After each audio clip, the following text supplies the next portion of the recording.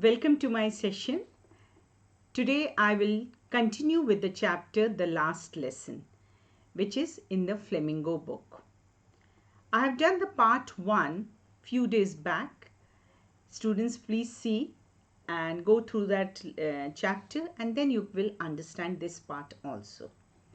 So here we go. Let me give you a little recap of the story. I hope this picture, students, this is of the Eiffel Tower in France. This story is of France only. So the story is in the backdrop of the Franco-Prussian War. Now the Franco-Prussian War was in 1870 to 71, and in that Franco-Prussian War, France was defeated by Bismarck, and here the districts Alsace and Lorraine was to be occupied by Prussia. So this story goes here that as it started, that little Franz, a small boy, is the narrator of the story. The chapter starts that he was very afraid of the scolding of M. Hamel, the French teacher, and he was late for school also because he had not done the homework on participles, and he was running to go to school, but in the middle of his going to his school he thought of bunking his classes and go and enjoy the warm weather on that day. But as he was going to school, he saw that there was a crowd near the bulletin board in the town hall. So students, I have explained everything in the first part. So what is a town hall? And on the bulletin board there used to come all the kinds of bad news of the battles and commands, and all the orders used to be pinned on the bulletin board. So while he was going, the blacksmith watcher also told him not to run because he had lot of time that day for the school. So little Franz, he thought that watcher was making fun of him because he was already late to school. So he then ran to school, and he found that the school was pin drop silence, unlike the other days. That is, that day the school looked like a Sunday school. When Sunday, what? The students don't go to school and the schools remain closed. Usually from the school, as Franz writes, he says here that he used to find a lot of hustle and bustle in the school, or banging of the desks, the teachers rapping of the ruler. So nothing was heard. It was very quiet. So he very thought that he would get into the class without being noticed. But the French teacher M. Hamel, he tells very in kind words. He tells Franz to sit in the class. Now, when Franz sits in the class, he saw that in the last benches that day, the whole class was full of students, and the last benches were occupied by the village people. The old people were also sitting in the classroom on that day. So he was wondering that what could be the reason. And moreover, he saw M. Hamel wearing his Sunday clothes, best colorful dress, and he thought that what could be the reason. After this, M. Hamel stood and then he told that that was the last lesson of their, because from the next day, in that class, French would not be taught anymore, but German would be taught, because the order from Berlin had come that from the next day German language would be taught. So this last lesson was of the French class. Now this last lesson gives a lot of message also, that here it is a really very sad when people's language, own native language, own mother tongue is taken away from them. So this story, as it says, that the French language was to be taken. So the author mentions that as long as people know their language very well, that would be only the best way to make themselves free from any kind of domination. So, here the last lesson, another message here the author gives us, that it's the nature of students to keep delaying to learn something until and unless the last day comes, the last lesson comes of learning. So, it to not to regret about things, the children, the students should learn every day and know their language very well. So till there I had done in the first part. Now here we start with the with page 5 I start, and you follow from in your book also. If you have the book, you can follow. It was because they were sorry too that they had not gone to school more. Now here, who are they here? Now, who are they? Now, it was because they were sorry. Now, this they is actually the village people who all, the elders who all were sitting, the old people who all were old villagers, the mayor, old hosser, they were all sitting in the back benches. They were also feeling sorry. They were very sorry too that they had not gone to school more, that they were thinking that they did not attend school. It was their way of thanking our master. So this is narrated by Franz. He says it was there, that is, it was the way of the old villagers to thank the master. Who is master? Master is M. Hamel. Okay. Now M. Hamel, for his 40 years of faithful service. So it was their way of to show their gratitude, to show their respect to the teacher M. Hamel, who was teaching in that school for 40 years, of his dedicated, very faithful service for the students, and of showing their respect for the country that was theirs no more. And why had they come? They had come to sit there in the class in the last lesson to show their respect, their gratitude towards their full respect, their regard for the country, and of course the language French, which was theirs no more. Now, students, I hope you are following when it says theirs no more. Why? Because the Prussia had taken over. Prussia what? Defeated France. And Alsace and Lorraine were to be taken or occupied by Prussia. And from the next day, in the school, the German language would be taught. I hope you are following. Please write if you don't understand in the comment box. I will again explain it. So while I was thinking of all this, so who is it? It is little Franz is thinking. He says that while I, now who is this I? This I is Franz. All right, the little boy. Who is Franz? He is the narrator of the story. Okay. He was thinking of all this. He was thinking, sitting there, why that day was so unusual. I heard my name called. So what did he hear? He heard his name called. It was my turn to recite. Recite means something to speak loudly. So the teacher must have asked about the lesson. What would I not have given to be able to say that dreadful rule for the participle?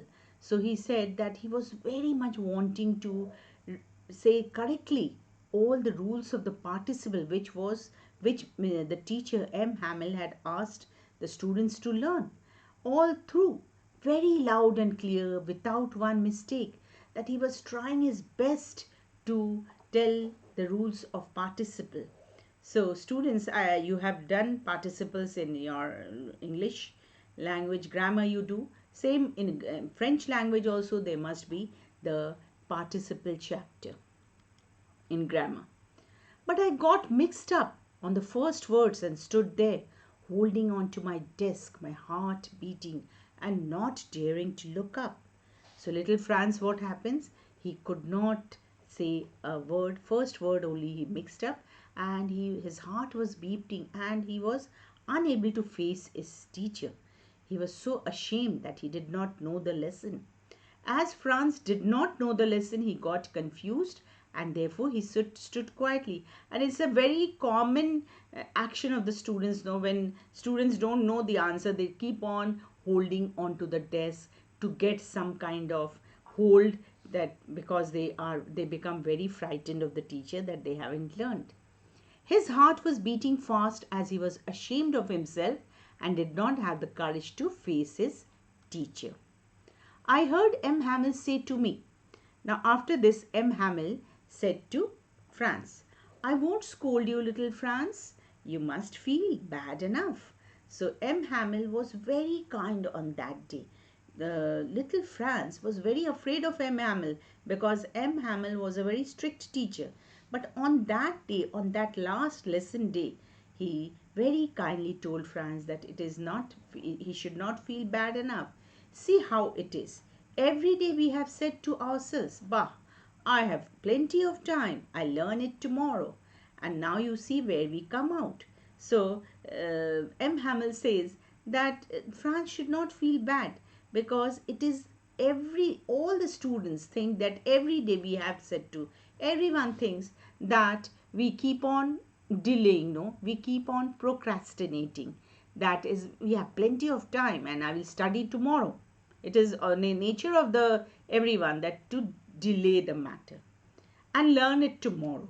And now what happens until the last lesson comes, until the last day comes, when you see that you haven't done a lot. So this is a very great message given by this chapter by the author, that we should not procrastinate. Procrastinate means what? Procrastinate. That is to delay matters. Suppose you have to study today, you have to do your physics lesson today, do it itself today itself, not keep it for tomorrow. Until tomorrow it becomes the last day before the exam. So this is a very great message given by the author. That's the great trouble with Alsace. So this is the one of the territories of France. Alsace and Lorraine, these two districts were to be occupied by Prussia. So that's the great trouble with Alsace. She puts off learning till tomorrow. Now she puts means the she is told about Alsace. Now she means the people of Alsace. That is the whole town, the whole place puts off learning till tomorrow. Now those fellows out there will have the right to say to you. Now who are those fellows? These are the Prussians. So M. Hamel is telling the Prussians will laugh on them, that have right to say, how is it you pretend to be Frenchmen and yet you can neither speak nor write your own language? So the Prussians would laugh on them that you boast yourself to be Frenchmen and you do not know your own language to speak and write your own language. But you are not the worst, poor little Franz. We have all a great deal to reproach ourselves with. So M. Hamel says that little Franz was not the worst of them all, of all the students. They were all great deal to reproach ourselves. That reproach means they all could blame themselves. Reproach means blame themselves with. M. Hamel says, now I have given the explanation here, says that all the people of Alsace were to be blamed as no one was serious towards learning. He tells the class that the enemies, Prussians, would laugh at them and say that they only show to be Frenchmen as they can neither speak nor write their own language. He says that France should not feel guilty as everyone is at fault. That is, everyone was at fault. They all had not neglected in studying French. Your parents were not anxious enough. Now another reason he tells of not learning French, M. Hamel says that your parents were not anxious enough to have you learn. That is, the parents were also not very serious for their children to learn the French language. They preferred to put you to work. So in those days, parents were not as serious as the parents are today. They used to send their children to put to work on a farm or at the mills to earn money so as to have a little more money. And and I hear M. Hamill is telling about himself as a teacher what mistake he had done. He says, I've been to blame also. He says that he was also to be blamed. Have I not often sent you to water my flowers instead of learning your lessons? So M. Hamill admits that he too is guilty, that he too had sent his students to water the flowers, all right, instead of learning your lessons. And when I wanted to go fishing, now the M. Hamill, when he wanted to go fishing, did I not just give you a holiday? So what were his blames? Number one, he used to make them water the plants, and number two, he used to give them holiday if he wanted to go on fishing. So the story is way back of 1870-71. So in that those times, the students and the teachers, they were not as serious as we are in this modern age when everything is progressing and developing so much. Then from one thing to another, M. Hamill went on to talk of the French language. So M. Hamill went on talking about the French language, saying that it was the most beautiful language in the world. So M. Hamill said that it was the most beautiful language, French language, in the world, the clearest, the most logical, that we must guard. That is, he says that they should all guard means protect it among, or keep it very important for among us, among all the people, and never forget it. Because when a people are enslaved, that is, when a people means when the people of the whole country, they are enslaved. Enslaved means gulami. In Hindi, what do you say? Gulami. As long as they hold fast to their language, it is as if they had the key to their prison. So as long as they hold fast means as long as they know their own language, it would be a key to their key. Prison means key to their freedom. In India also, students, when the independence movement was going on, the whole India, they used to unite. The people, the Indians used to unite, and they had their own language. They could communicate, and they protested. They fought against to drive away the Britishers from India. So here the explanation is given. The individuality isn't taken into consideration when M. Hamill is displaced. He is just another agent of French language that must be replaced with one of the German language. So in wartime, what happens? No one sees to the humanity side. Anything has to be replaced. German language has to be replaced. German language has to take over French language, and they do not think about the teacher, the person, that he will also lose his position as a teacher, who was a very old teacher. This is what war effectively does to people. Wars do not recognize the humanity of the individual, whether it is a soldier in the battlefield or in the teacher in the classroom. Then what did M. Hamill do? He opened a grammar. Who is this? M. Hamill, the teacher. He opened a grammar and read us our lessons. I was amazed to see how well I understood it. Now, little Franz, this is who? Franz. Franz was very surprised, was very amazed to see that how well he was understanding. Now, students, you all also very well understand then that when you are very attentively listening to something, you understand it very well. All he said seemed so easy, so easy. So whatever he explained, whatever M. Hamill explained, it all seemed so easy for them. I think too that I had never listened so carefully, and that he had never explained everything so much with patience. So Franz was realizing on that day that everything he listened very carefully because it was the last lesson. There was no more days to learn French. From the next day, German language would be taught. And the teacher was also explaining with a lot of patience. It seemed almost as if the poor man wanted to give us all he knew before going away. Now, whom he is telling as a poor man? That is M. Hamel. That is before going away. Why? Because he had to leave the school, no? From the next day, German language would be taught, and he would have to leave that place where he was staying for 40 years. He was a teacher. Now, in those days, the teachers used to stay in the school itself. Us all he knew before going away and to put it all into our heads at one stroke. After the grammar, we had a lesson in writing. That day, M. Hamill had new copies for us written in a beautiful round hand. So that day means that last lesson day, what had M. Hamill brought?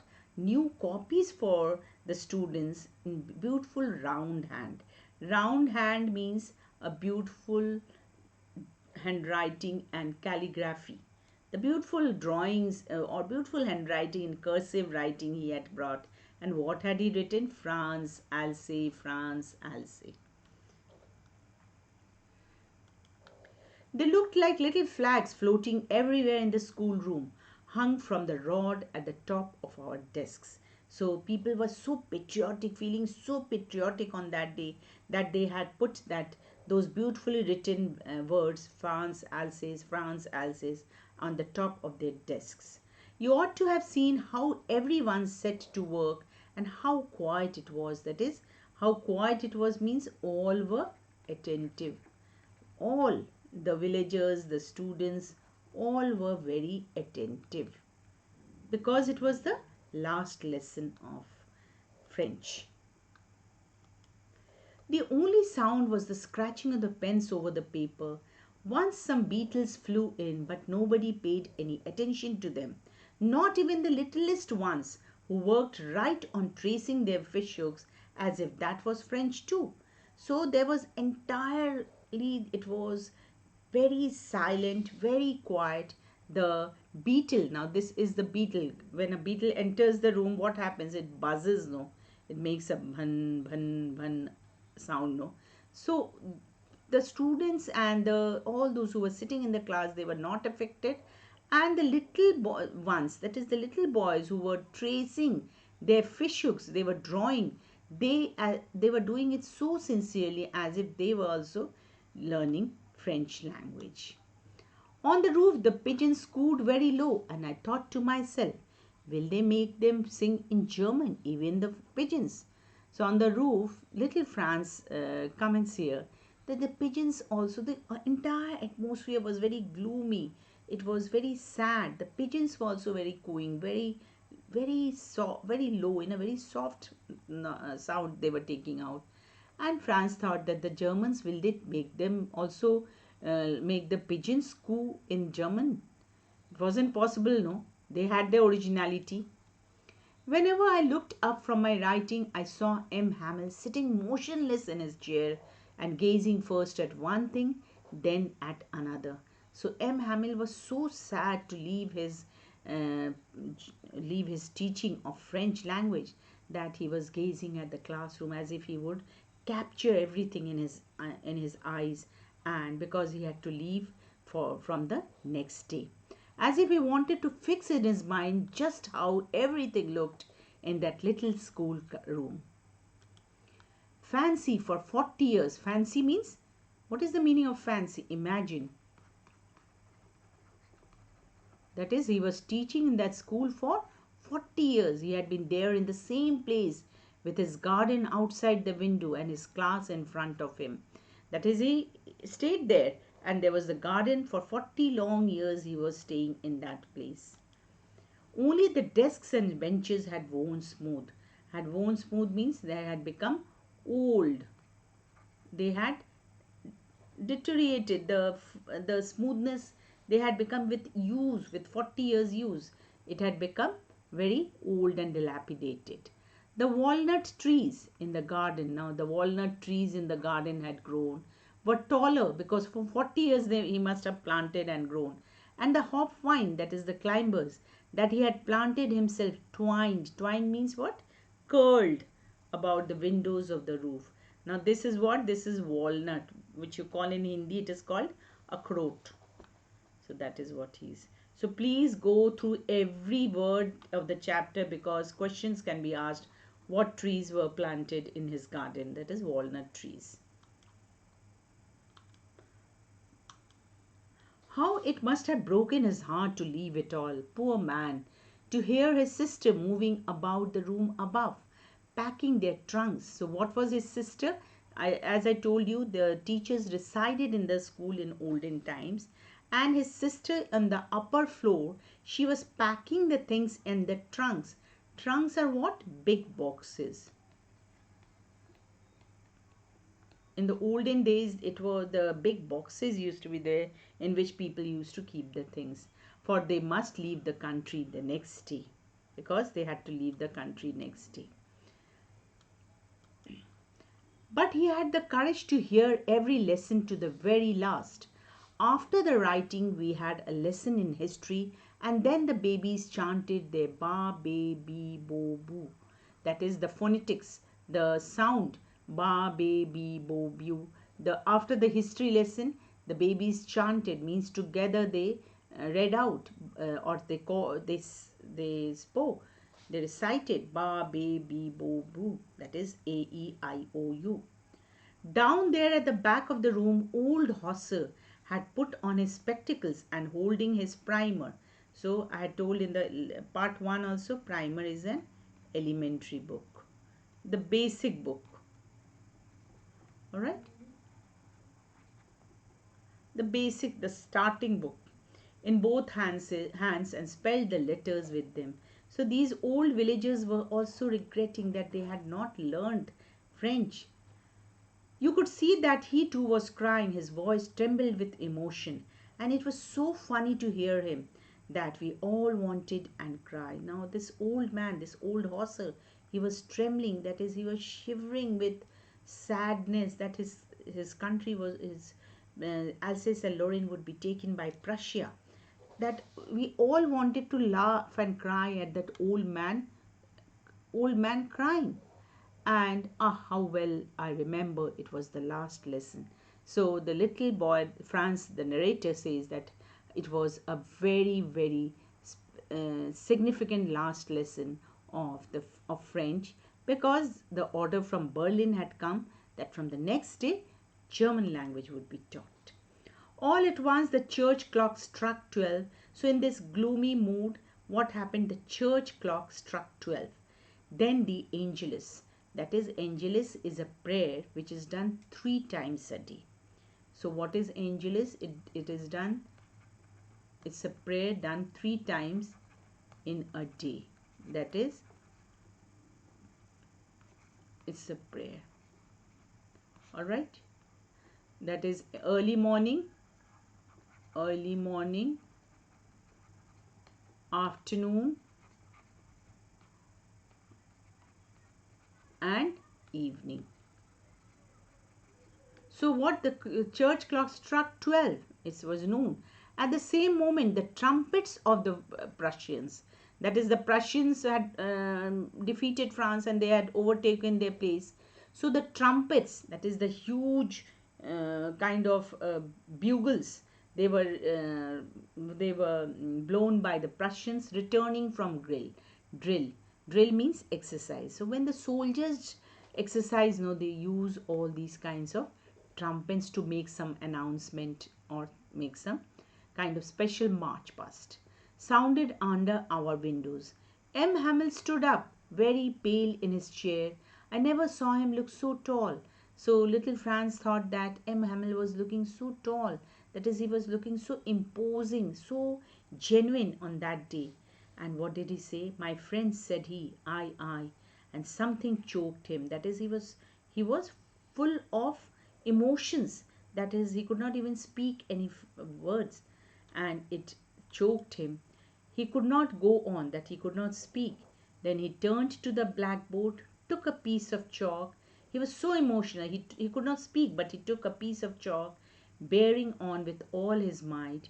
He wrote as large as he could, Vive la France, means long live France. All right, what did he write?